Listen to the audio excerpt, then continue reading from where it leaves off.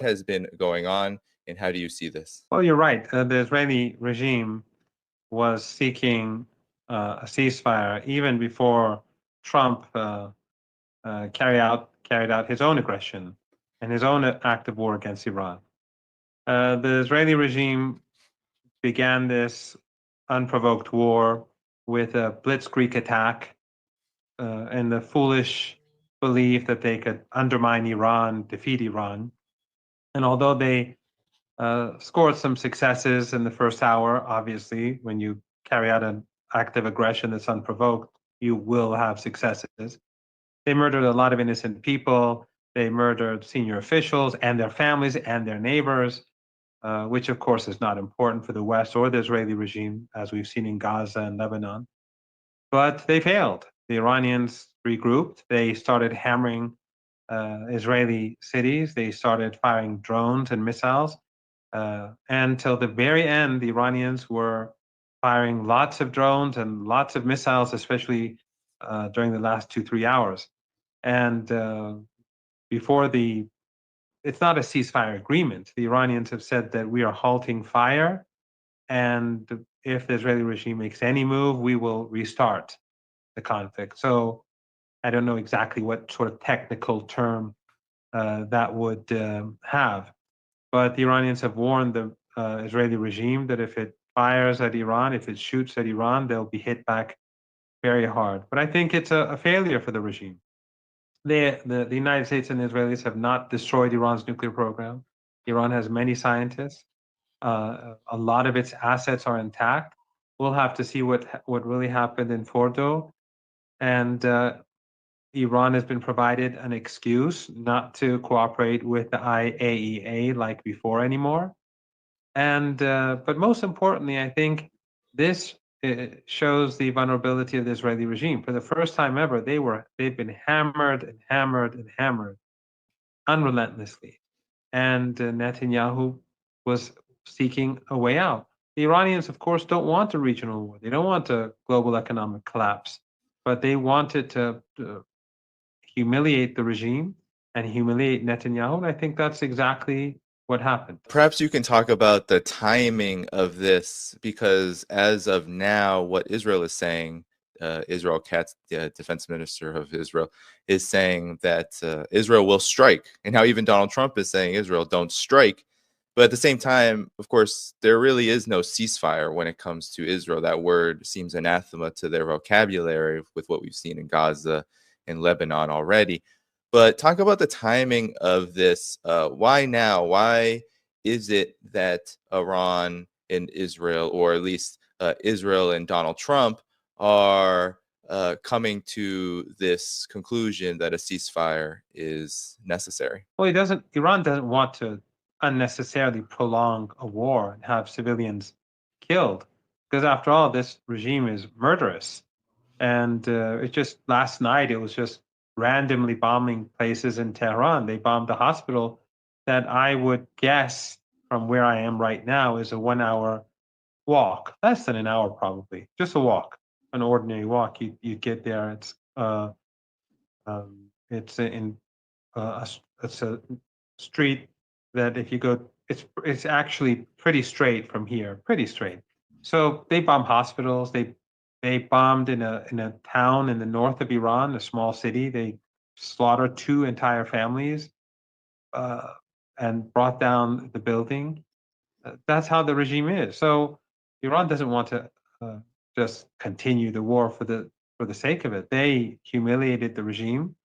The regime wanted a ceasefire.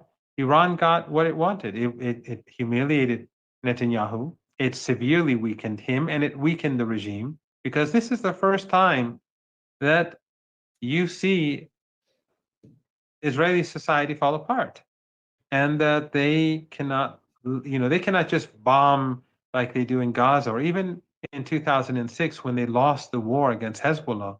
Ordinary Israelis were doing more or less their own thing, and the fighting was being carried out in Lebanon. This is the first time that the war has been seriously brought to occupied Palestine, throughout occupied Palestine, with heavy missiles, much heavier than the sort of missiles that the Israelis have been firing at Iran. These are long-range missiles with huge payloads. So Iran humiliated the regime. It also has been provided an excellent excuse to change the nature of its relationship with the International Atomic Energy Agency. That will be very useful in the future, because the agency has shown itself to be dishonest. It has shown it during this period. It has refused to condemn the United States or the Israeli regime for striking uh, nuclear sites and for bringing about the threat of radiation leaking and harming huge uh, numbers of people. They are indifferent. The Europeans are indifferent. They supported it. So because of this, Iran now has new leverage. They can do things with their nuclear program without uh, without having the International Atomic Energy Agency pleased about it. They will give them very limited information. So now Iran has good reason not to cooperate with the International Atomic Energy Agency, not to provide it with the sort of information that it's seeking. There's even a discussion to leave the NPT altogether, which is very serious. So this gives Iran huge leverage. In future, Iran is not going to allow the International Atomic Energy Agency to have information about its scientists or about its assets so that it can leak it to the Israelis for assassination and for airstrikes, or to the Americans for airstrikes. It's going to be a very different relationship. So in the long term, I think that the United States and Israeli regime is calculated on that front as well. But most importantly, the regime has shown itself to the world as aggressive, as barbaric, as a threat to humanity by targeting peaceful nuclear sites, and that it has failed. The myth of Israeli invincibility is gone. It's forever gone.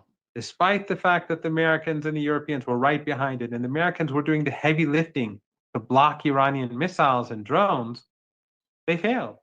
And at the end, it was the Iranians that were hitting the Israelis left and right until the very last minute of fighting. Your reaction to what Israel is, of course, really up in arms about, the establishment of the ceasefire, the application of it. Iran fired a massive missile attack, and it caused incredible amounts of damage. The images are absolutely stunning, but also some of the highest casualty rates from these strikes. What kind of message was Iran sending as this supposed ceasefire? I call it supposed because I don't have much faith in the Israeli side of keeping it, but the supposed ceasefire. What's your reaction to Iran's up to the minute response before it came into effect? It's clear the Iranians are sending a message to the Israelis and to the West that we're in a position of strength, that we can hit at will whenever we want, wherever we want, and that until the very last moment,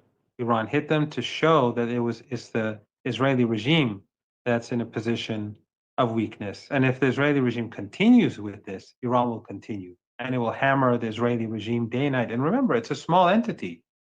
Iran, by firing a few missiles here and there, they affect the whole country is devastated. The whole country is in fear. The whole regime is in fear of Iranian missiles. And again, the payload is huge. So when the Israeli regime bombs Tehran with bombs or with their missiles, it causes damage. But Tehran is huge, and the payload of these missiles is much smaller. But Tel Aviv is much smaller than Tehran, and the missiles that Iran fires there are enormous. So people across the Israel are traumatized, and we see people leaving. We see people begging for a ceasefire. We see politicians seeking a ceasefire, and ultimately Netanyahu was seeking a ceasefire. We didn't seek a ceasefire. It was Netanyahu for the last few days was pushing for an end to the military conflict. That shows that itself, I think, shows more than enough. What do you say to those? I see it on social media. I see those, especially even people who support what Iran's right to self-defense here. That Iran didn't get anything here. That many people I've seen react were disappointed that a ceasefire was established, given that there has been no terms set that appear favorable not only to Iran but Gaza and the rest of the region. What do you say to people who are disappointed right now that Iran is going to stop, which, and they claim apparently that Iran has not secured anything for themselves or for those that they've said that they are standing with, the Palestinian people in particular? Well, I think all of this has been for the Palestinian people from day one. All of Iran's sanctions, all of the strikes against Iran is because of the Palestinian people. Who else but Iran and Yemen has done anything for the Palestinians? Who has even broken off ties with the Israeli regime? Who has stopped trade with the Israeli regime? Who has stopped sending or transporting oil to the Israeli regime? It's only Iran. It's Iran standing up against the entire West and regional collaborators. I think the sacrifices that Iran has made are and continues to make are enormous. But Iran broke the back of Netanyahu. Netanyahu got nothing. Has the Iranian nuclear program really been destroyed? Of course not. Has Netanyahu been able to undermine the Islamic Republic of Iran? Of course not. Has the Israeli regime, despite this blitzkrieg attack, been able to claim that it has won militarily? Of course not. So it's a failure on all fronts. But of course, Iran has other calculations too. If if Iran can end the war with success, uh, and also have countries across the global south that are very fearful of the oil and gas trade coming to an end, if it can have them pleased with Iran, if it can have them side with Iran, BRICS countries, they're all very concerned about the situation. And they look down upon the Israeli regime. They look at the Israeli regime with disgust. But if there's a global economic crisis, then countries' calculations could possibly change. So Iran has to carry out war in a way in which the other side is seen as the aggressor. Iran is always seen as the reasonable actor. And in the long run, that benefits Gaza, that benefits Lebanon, that benefits Yemen, and that benefits Iran. There was some confusion on social media. You had Foreign Minister Abbas Arachi apparently saying that there was no ceasefire coming into effect, that they hadn't even received any terms of it, and then announcing not too long later that it would come into effect. What do you make of how this was all handled politically? Some people are having issues with this on the Iran side. I'm curious on what you believe is most important here as we come into this next phase of what I believe is a conflict and, of course, a regional situation that is far from resolved. Yes, there was some confusion, and I'm not sure exactly what was meant by 4 a.m. And there was no ceasefire in the sense that there was a ceasefire agreement, and that the two sides have some. There's only a cessation of hostilities. In other words, there's no shooting. But if the Israeli regime does anything, Iran will fire back immediately. And the Iranians have already said that they violated the ceasefire on 3 occasions. So there's not an agreement where, uh, right now it's just the two sides stop shooting. And no one can be sure about what's going to happen tomorrow. And the Israeli regime has already made new threats. And Iran said, if you fire at us, we will hit you back very hard. So we have to see now what happens inside Israel, because Netanyahu is definitely in trouble. He did not get what he wants. Iran has its scientists, it has its nuclear program, it has its military, and it has its missile defense that was hitting the Israelis hard till the very, very end. So we'll have to wait and see. Israel is not a regime that sits quiet and behaves like a country. It's an expansionist, murderous, racist regime.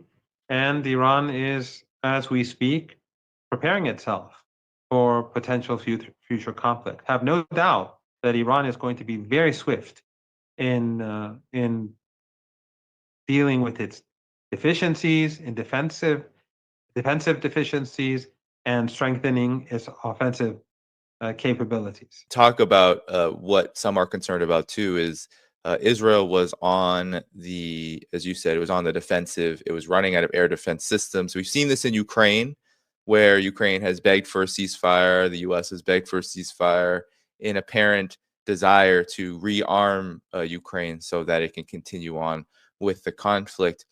Do you see a similar dynamic taking place here? You said Iran will be preparing, but at the same time, Israel was, as you said, in a very dire situation militarily. It was not going to last very long in terms of its air defense systems. Do you see this as a moment for Israel to regroup? And how much should we be concerned about this? Well, yes, of course, they'll try to regroup, but also remember in their blitzkrieg attack, they did a lot of damage to Iran's air defenses. And so Iran is going to have to seriously rebuild its air defenses and strengthen them much further than before and very rapidly with new technology and new capabilities. So it's not just the Israelis that are going to be looking to prepare themselves. Iran is going to be preparing itself. The only difference is that the Israeli regime lost this round. I'm not saying that Iran knocked out the regime, but the regime was seeking a ceasefire. The regime has problems at home, and Iran wants to see what sort of dynamics are at play now inside Palestine, occupied Palestine, after the failure of Netanyahu. Let's see what happens within Israeli society or the community of Zionists that occupy Palestine. There's a lot of moving pieces here, Professor Marandi. We are going to have to follow these developments because, as you said, Israel is in a very unstable situation. And generally, how Israel has been dealing with its instability and its fragility, and of course, its loss of legitimacy, is by more war, more violence, of course, and more genocide against the Palestinian people. No, I just want to remind everyone that Iranians have made huge sacrifices for Palestine.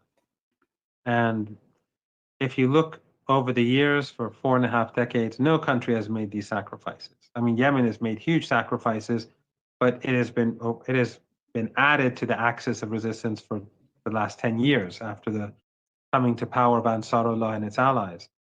And I think that today's defeat of Netanyahu is, in the long run, very good news. I think the divisions inside the Israeli regime will be intensified. Obviously, the regime is still in place and it still has the full support of the West. But this was a huge, huge slap in the face. We would like to see Iran hit much harder. We would like to see the Israeli regime incapable of hitting back. But there are many calculations. And I think it's fair to say that Netanyahu's failure is a victory for the entire axis of resistance.